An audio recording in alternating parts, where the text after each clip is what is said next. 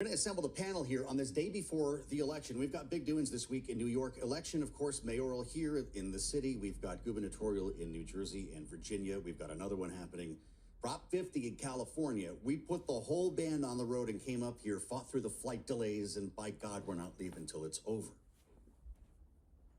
Again, day 34 here, and we have breaking news on the shutdown. The White House, we'll discuss this with Congressman Mike Lawler coming up at the top of our next hour. The White House, having been compelled by 2 federal judges, now says that it will at least partially fund food stamps, SNAP benefits, as we work our way through this week here with the government still shut down, and we have no signs of that ending, so this is being seen as very good news.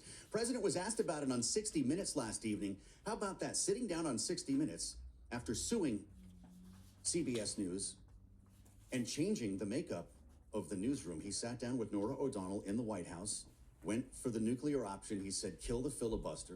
And they talked about a lot of different issues as well, including sending National Guard troops into American cities. Listen to what he said. If you had to send in the Army or if you had to send in the Marines, I'd do that in a heartbeat. You know, you have a thing called the Insurrection Act. You know that, right? Do you know that I could use that immediately and no judge can even challenge you on that? But I haven't chosen to do it because I haven't felt we need it. So you're going to send the military into American cities? Well, if I wanted to, I could.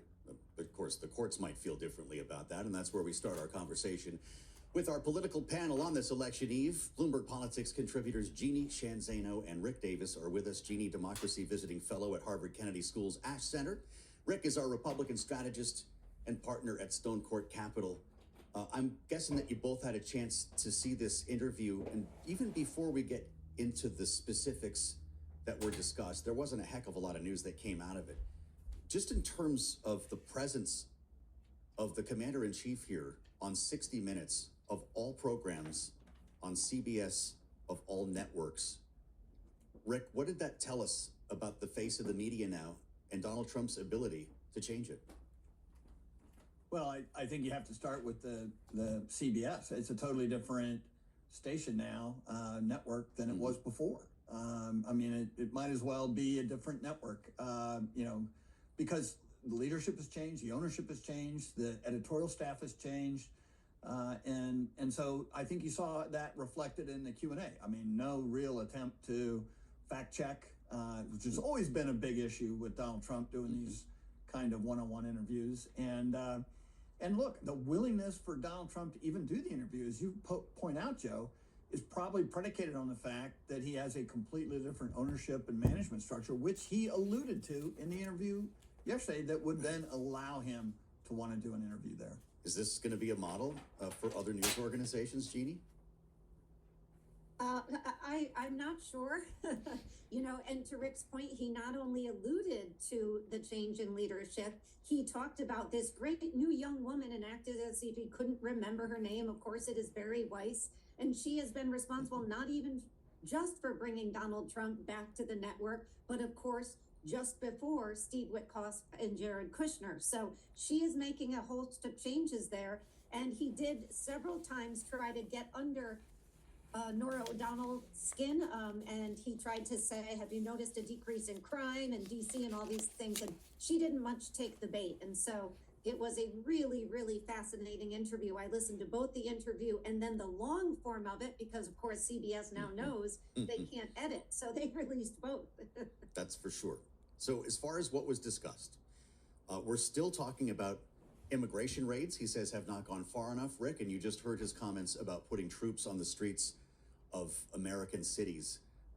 He was asked about Venezuela, said Venezuelan President Maduro's days are numbered, and on ICE agents, again, specifically, I think they have not gone far enough because we've been held back by the judges, by the liberal judges, he said, that were put in by Biden and by Obama. What did you make of his remarks there? You know, it's kind of a caricature of his political campaign speeches. I mean, the enemies are always the same and the solutions are always more force. That being said, you know, I didn't see a whole lot of new Donald Trump policies being articulated in the 60 Minutes interview. I mean, if anything, in a couple of instances in those kind of Q&As that you were talking about, he actually, you know, has a new device where he's like, I'm just not going to tell you it's a secret if I told you it wouldn't be useful. And I mean, like, I don't think I've ever seen a politician actually tell an interviewer, it's a secret and I'm not going to tell you. That was a new construct by me, and it was on some very important issues like, nuclear testing and China's relationship with the U.S.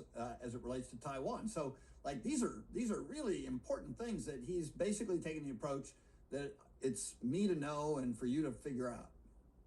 Well, he's talking about the New York mayoral race in a way that some people didn't expect. Jeannie, the Republican president of the United States, effectively endorsing Democrat Andrew Cuomo. Here's what he said on CBS. It's going to be hard for me as the president to give a lot of money to New York because if you have a communist running New York, all you're doing is wasting the money you're sending there. So I don't know that he's won, and I'm not a fan of Cuomo one way or the other, but if it's going to be between a bad Democrat and a communist, I'm going to pick the bad Democrat all the time, to be honest with you.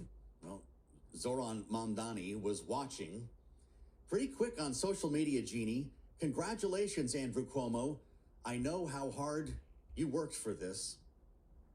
Did Donald Trump just make this easier or more difficult for Mamdani to win in New York?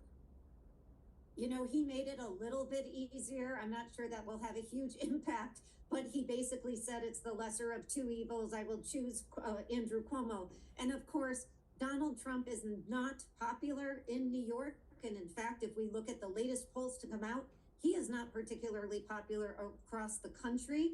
And so for Mamdani to be able to say, this is who supports Andrew Cuomo, that is probably something that is not going to help Andrew Cuomo. And I think the entire interview was incredibly tone deaf. You saw Norah O'Donnell ask the president about the costs of groceries and the cost of living, at which point he pulled a Joe Biden, is all I can talk about it as, try to president explain her. No, the prices are down. The only thing that's still up is meat and beef, and we're going to bring it down. That's absolutely untrue. I was at the grocery store this weekend. Prices are up, and the polls show that Americans know that. This is from the same man who over the weekend hosted a party at Mara Lago that was themed the Great Gatsby. Yeah. That is incredibly tone deaf, full of apparently half-dressed women in martini glasses.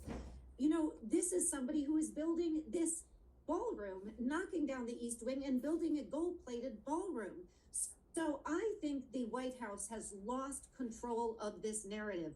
2/3 of Americans are telling pollsters they are not happy with where Donald Trump has taken the country in the last 10 months on the economy. Costs are too high. Affordability is it. And from the interview to the party to almost everything the president has done, this shows that he is not really able to empathize with the pain that Americans are feeling. We'll have a lot more time to talk about the New York mayoral race next hour, but Jeannie mentioned the polls, Rick, and so I'll ask you your thoughts on this. Washington Post, ABC News, Ipsos. This is our buddy Cliff Young.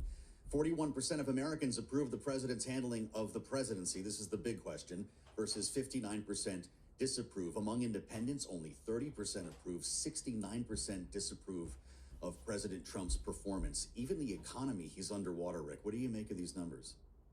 Yeah, I've really been following the movement with independent voters for both this election and the midterms.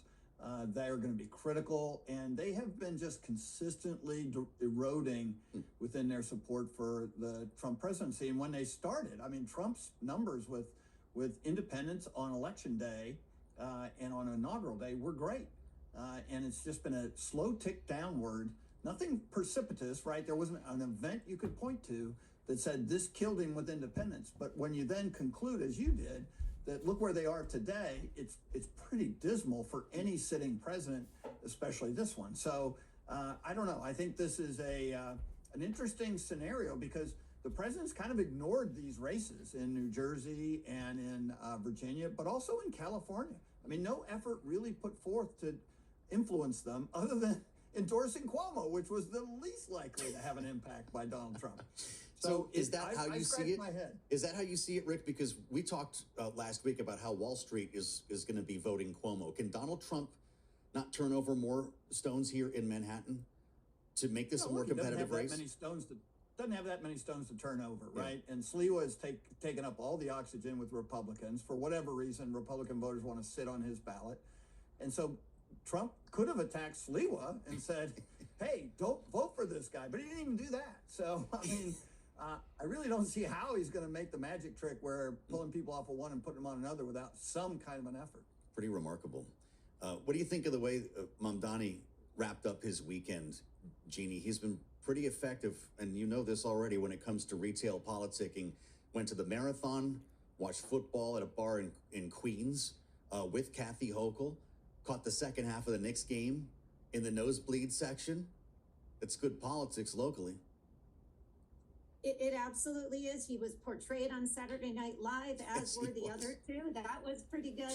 Yeah, he wrapped up just as strong as he had started. The polls have tightened a little bit, but he, unless the polls are wildly wrong, he's in very good condition and position to win. We'll have to see what that margin is, if he indeed does. But the reality here for Donald Trump, 24 hours is all he spent in D.C. last week. Then he flew down to Mara Lago over the weekend. When asked about the government shutdown on 60 Minutes, he had no answer. And this is why these poll numbers are dropping. 2/3 of Americans in the latest NBC poll, in the latest Quinnipiac poll, show that the economy, their number one issue, he has not lived up to expectation. You cannot run and promise to address the economy and make things better, and then stay out of Washington, allow the government to shut, and have no plan forward. And of course, he's facing a Supreme Court case on tariffs. If that goes south for him this week, well, we won't know this week, but if that goes south, this bodes very badly, not just for him, but for the Republican Party as a whole as we go into the midterm. Just one more reason why this is such an important week indeed. Opening arguments, or arguments, I should say, will be made in that Supreme Court case on Wednesday. This is the potential of having to pay back all that tariff money. We'll talk more about it when we get there, and we'll have much more on the race in our second hour. Nearly 750,000 New Yorkers have already cast ballots in early voting. We'll get into it with Mike Lawler, the Republican from New York, joins. We'll get an update from Tyler Kendall at the White House, and our panel will be with us, Rick Davis and Jeannie Shanzano, on the fastest show in politics. This is Bloomberg.